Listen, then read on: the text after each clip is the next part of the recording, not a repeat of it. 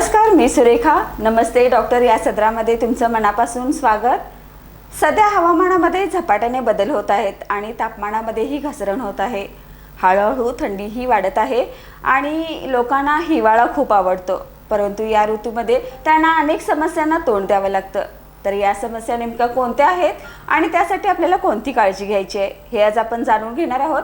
आणि यासाठी आपल्यासोबत आहेत आयुर्वेदातील तज्ज्ञ डॉक्टर मंदाकिनी कामत. तर नमस्ते डॉक्टर. नमस्कार. तारा न्यूजमध्ये तुमचं मनापासून स्वागत. नमस्कार. हिवाळ्यातील व्याधी आणि त्यावर कोणती उपचार पद्धती आहे हे आपण जाणून घेत असताना मॅडम, तुम्हाला माझा पहिला प्रश्न असा असेल की हिवाळ्यात नेमक्या व्याधी कोणत्या असतात? हिवाळ्यात ॲक्च्युली 2 ऋतू असतात. एक हेमंत आणि दुसरा शिशिर ऋतू असतो. आणि जशी हेमंतामध्ये थोडीशी कमी तीव्रता असणारी थंडीमधल्या गारव्याची जी तीव्रता जी हेमंतामध्ये असते ती कमी असते आणि शिशिरामध्ये जाता जाता ही जी तीव्रता आहे ती जास्त वाढते. आणि हिवाळ्यात होणारा हा गारवा जेव्हा आपल्या शरीराला हवेतील गारवा लागतो त्यावेळेला आपल्या पूर्ण शरीरावर जी रोमरंध्र आहेत ती संकुचित होतात आणि ती संकुचित झाल्यामुळे आपल्या शरीरातली जो जाठराग्नी आहे किंवा अग्नी आहे तो आतमध्येच कोंडला जातो, तो बाहेर येत नाही. त्यामुळे खूप भूक लागते ह्या ऋतूमध्ये आणि ह्या ऋतूमध्ये अग्नी वाढलेला असतो. आणि अशा अग्नीला जर आपण आहाररूपी इंधन जर दिलं नाही तर मग या अग्नीचा जो सहचारी आहे वायू तो वाढतो. आणि वायू वाढतो म्हणजे काय, तर वायूचे गुणच वाढतात आणि त्यामुळे वाताचे व्याधी होतात. आता तुमचा प्रश्न आहे की वाताचे कोणते व्याधी होतात, तर वाताचे व्याधी म्हणजे वाताच्या गुणांचीच व्याधी. जसं की वाताचा पहिला गुण आहे तो रुक्षता आहे, तर कोरडेपणा. तर शरीराला बाहेरतून कोरडेपणा येतोच, परंतु शरीराला आतून पण कोरडेपणा येतो. त्यामुळे पहिल्यांदा जर दिसत असेल तर पूर्ण त्वचा कोरडी व्हायला लागते. मग आपले पाया सगळ्यात महत्त्वाचा नख जी आहेत ती सुद्धा कोरडी पडायला लागतात किंवा नखाचे जे आवरण आहे वरचं त्याला कोरडेपणा आलेला असतो. पाय दुखायला लागतात. जो पायाचा घोटा आहे तो सांधा दुखायला लागणे किंवा त्याच्यामध्ये तो मुरगळणे, तो दुखणे. त्याच्या पुढे जाऊन जे पायाचे गोळे आहेत त्या गोळे कडक होणे किंवा पाय सरळ केलं तर तो दुखणे. नंतर गुडघेदुखी आहेच, गुडघ्यांमध्ये कटकट आवाज येणे. नंतर जो मांडी आहे तिथला भाग हा साध म्हणजे तो नसल्यासारखा जाणवणे. नंतर कमरेचा जो सांधा आहे तिथे पण दुखणे किंवा त्याला तिथला भाग हा विस्तृत झाल्यासारखा वाटणे. नंतर मलावष्टंभासारखे, मलावरोधासारखे हे व्याधी आहेत. हे सगळं कोरडेपणामुळेच आहेत. कधी कधी अचानकच कंबर दुखायला लागते, कधी कधी अचानकच एकदम मानच जखडली जाते, कधी कधी अचानक एकदम कानातनं दुखायला लागतं, डोकं दुखायला लागतं. केसाची जी खालची भूमी आहे केसाच्या खाली ती त्याला वृक्षतेमुळे कोंडा होणे, या प्रकारचे व्याधी आपल्याला वाताचे व्याधी हे हिवाळ्यामध्ये दिसतात. मग ह्या ज्या तुम्ही आता व्याधी सांगितलात ते सर्वसाधारण किती वयोगटातील लोकांना होतात? किंवा ते जास्तीत जास्त जे सांगितलेलं आहे हे तर प्रौढ वयोगटातच आहेत. परंतु लहान मुलांना सुद्धा कोरडेपणा येणं, ओठाचा कोरडेपणा येणं, नंतर नखाचा कोरडेपणा येणं, त्याच्या सगळ्या त्वचेला कोरडेपणा येणं हे तर होतच राहतं. बाकी संधिवात वगैरे हे सगळं प्रौढांमध्ये होणार. अच्छा. तर मॅडम तुम्ही इतक्या व्याधी वगैरे सांगितला, तर या व्याधी होऊ नयेत किंवा कमी व्हाव्यात याच्यासाठी कोणती आपण काळजी घेतली पाहिजेत किंवा कोणते उपाय आपण केले पाहिजेत? तर याच्यामध्ये अगदी सोपा उपचार म्हणजे अभ्यंग सांगितलेला आहे. आणि आपण दिवाळीला 1 दिवसाचा अभ्यंग हे करतो, परंतु जो कालावधी आपण सांगितलेला हिवाळ्याचा तो नोव्हेंबर मिडपासून ते मार्च मिडपर्यंत आपण पूर्ण हिवाळा धरलेला आहे, पूर्ण हेमंत आणि शिशिर ऋतू. तर ह्या पूर्ण हिवाळ्याभर आपण अभ्यंग करायला सांगितलेला आहे. तर अभ्यंग हे पूर्ण उष्ण म्हणजे सुखोष्ण तेल घेऊन स्निग्ध गुण त्याचा आहे, त्याच्यामुळे तो कोरडेपणा कमी करू शकतो.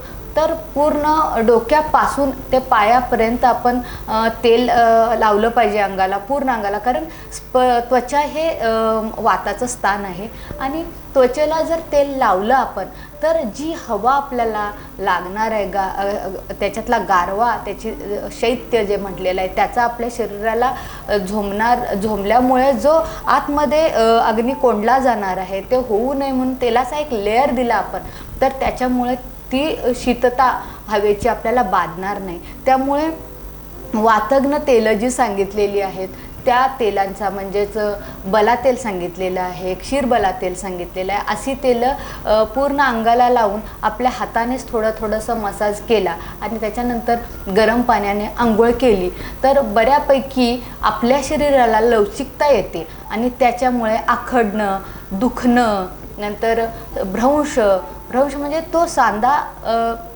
सुटणे आपल्या स्थानापासून किंवा कडकपणा येणे यासारखे व्याधी होणार नाहीत.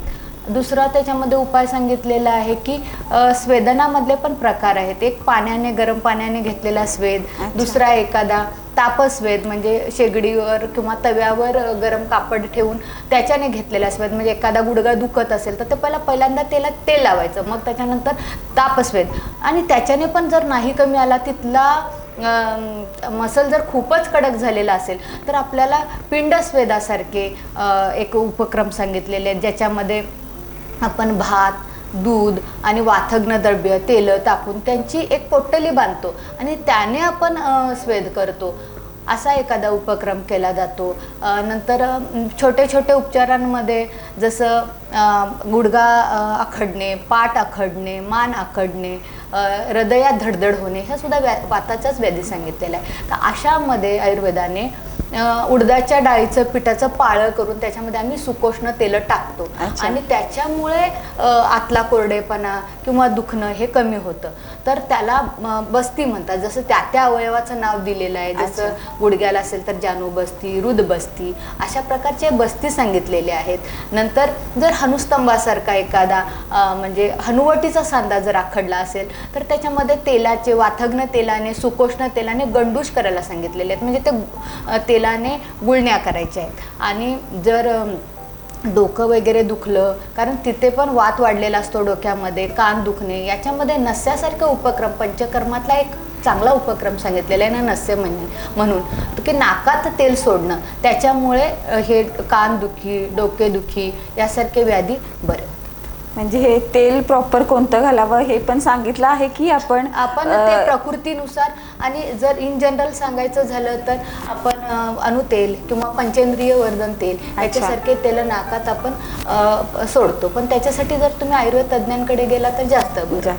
तर मॅडम तुम्ही हे उपाय तर सांगितलेत, बाहेरून जे उपाय करायचे ते सांगितलेत, परत तेलाचं त्याच्यामध्ये अजून सांगण्यासारखं असं आहे की सकाळी उठून जर सकाळचं ऊन आहे त्याचं जर आपण म्हणजे ते जर थोड्या वेळ उन्हात उभं राहिलं तरी सुद्धा आपल्या शरीरातली थंडी थोडंसं त्याच्यापासून आपला बचाव होऊ शकतो. किंवा आपण बाहेर जाताना जर खूप थंडी असेल तर सॉक्स घालणे, हातमोजे घालणे, आपल्या शरीराला थंड गारवा लागू नये म्हणून मफलरसारखं किंवा शॉल ह्यासारखं आपल्या शरीराला गुंडाळणे, कॉटन. आणि जास्तीत जास्त असं पण सांगितलेलं आहे की अगदीच कडकपणा आला मसलला तर वाग्भटाचार्यांनी गर्भगृह म्हणजे घराच्या आत, घर ज्यांचं अगदीच बेसमेंटला असेल त्याच्या आतमध्ये जाऊन, अगदी वात नाही आहे, वारा लागत नाही आहे, अशा ठिकाणी बसून तिथं अंगाऱ्याच्या शेगड्या लावून तिथं आपल्या सगळ्या अंगाला शेक देऊन आणि मग आपल्या पांघरुणाला शेक देऊन झोपायला सांगितलं आहे. त्याच्यामुळे आपण हिवाळ्यातले व्याधी होणार नाही. अच्छा, तर हिवाळ्यातल्या व्याधीने उपाय तर तुम्ही सांगितलेत, पण हिवाळ्यात नेमका आहार कोणता घ्यायला हवा? तो खूप महत्त्वाचा प्रश्न आहे. कारण ह्या हिवाळ्यामध्ये आपल्याला सगळ्यात जास्त जर गोष्टीची कुठल्या जर काळजी घ्यायची असेल तर ती आहे की आपल्या भूक जेव्हा लागते तेव्हा जर आपण खाल्लं नाही तर हा अग्नी आपल्या शरीरातले प्राकृत जे धातू आहेत जसे रस, रक्त, ह्या धातूंना खायला लागतो. त्यामुळे आपल्याला पौष्टिक आहाररूपी इंधन देणं खूप गरजेचं आहे. तर यामध्ये वाग्भटाचार्यांनी सांगितलेलं आहे की अशा हिवाळ्यात मधुर, उष्ण, स्निग्ध द्रव्यांचे जे बनवलेले लाडू आहेत, जसे की त्यांनी उडीद लाडू खायला सांगितलेले, ज्याच्यामध्ये खूप घृत आणि गूळ टाकून बनवलेले उडदाचे लाडू ह्या दिवसात खायला लावलेले आहेत. कारण ते स्निग्ध तर आहेत, पौष्टिक आहेत, पण पचायला पण जड आहेत. कारण का, जितकं पचायला जड होईल तितकं आपल्याला ते वात कमी करण्यासाठी त्याचा उपयोग होईल. कारण ह्या दिवसात पचायला जड असे द्रव्य खायला सांगितलेले आहेत. त्याच्याबरोबरच गुळापासून बनवलेले चिक्की, जसं की शेंगदाण्याची चिक्की, तिळाची चिक्की, ड्रायफ्रूटची चिक्की, हे पदार्थ मधुर पण आहेत आणि आपल्याला थंडीपासून संरक्षण देणारे आहेत. ह्या दिवसांमध्ये च्यवनप्रशासारखं एखादं रसायन पण खायला सांगितलेलं आहे. नंतर मूग डाळीचा शिरा, नंतर गाजराचा हलवा, दुधी भोपळ्याचा हलवा, अशा प्रकारे आपण मधुर आणि स्निग्ध खूप तूप टाकून गुळापासून जर असे आहार घेतला तर तो आपल्या थंडीपासून आपला बचाव करू शकतो. अच्छा, तर मॅडम मला तुम्हाला आणखी एक असं विचारायचं आहे की आता सध्या हवामानामध्ये बरेच बदल होत आहेत. सकाळी ऊन आहे, दुपारी पाऊस आहे, तर संध्याकाळी थंडी आहे. तर अशामुळे लोकांच्यामध्ये आजाराचं प्रमाण वाढत आहे. यामध्ये आयुर्वेदामध्ये काय उपाय आहेत का? ह्याच्यासाठी आपल्याला त्या वेळेत म्हणजे जसं दिनचर्या सांगितलेली आहे की सकाळी जर ऊन असेल तर त्याप्रमाणे करा, किंवा दुपारी जर पाऊस असेल तर वर्षा ऋतुचर्या प्रमाणे. आता आपण जे हिवाळ्याचं बघतोय तर हेमंत ऋतुचर्याचं बघतोय की हिवाळ्यात कसं आपण वागलं पाहिजे, त्याप्रमाणे आपण केलं पाहिजे. अच्छा, तर एक आयुर्वेदिक तज्ज्ञ म्हणून तुम्ही आणखी काय सल्ला देऊ इच्छिता? अजून एक महत्त्वाची सगळ्यात गोष्ट अशी आहे की हिवाळ्यामध्ये जसा अग्नी वाढलेला असतो तसाच कधी कधी आपण काळजी नाही घेतली तर काय होऊ शकतं की आपला अग्नी आपण असेच निघालो आणि हवेत खूप आपण प्रवास केला, AC पण लावलेला आहे, तर अशा वेळी अग्नी एकदम कमी होऊन जातो. ओके. आणि त्यामुळे वेगळेच व्याधींना आपल्याला सामोरं जावं लागतं की इतका अग्नी मंद होतो. जसा इकडे अग्नी वाढलेला आहे तसं अतिशय शैत्यामध्ये आपण शीततेमध्ये राहिलो, प्रवास केला तर अग्नी अतिशय मंद होऊन जातो आणि मग तृप्तीसारखे म्हणजे बिलकुल आपल्याला खावंसं वाटत नाही. अग्नी मांद्यासारखे व्याधी की कितीही रुचकर आहार समोर आला तरी खावंसं वाटत नाही आपल्याला.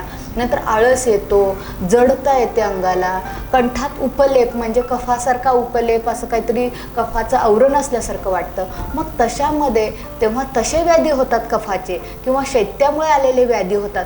त्यावेळेला मग त्याला अग्नीचं दीपन आणि पाचन करणारी औषधं द्यावी लागतात आणि त्याचा अग्नी हळूहळू वाढवायला लागतो. अशा प्रकारे ती काळजी घ्यावी लागते. अच्छा, तर आज आपण बघितलं की डॉक्टर मॅडमनी आपल्याला हिवाळ्यात कोणत्या व्याधी होतात आणि त्यावर आपल्याला कोणती काळजी घेतली पाहिजेत आणि हिवाळ्यात नेमका कोणता आहार केला पाहिजेत याबद्दल आपल्याला त्यांनी खूप उपयुक्त अशी माहिती सांगितली आहे आणि ही माहिती नक्कीच आपल्याला उपयोगी पडणार आहे. तर थँक्यू मॅडम, आज तुम्ही आम्हाला इतकी छान माहिती दिली. त्यांनी आमच्या स्टुडिओला भेट दिल्याबद्दल खूप सारे धन्यवाद.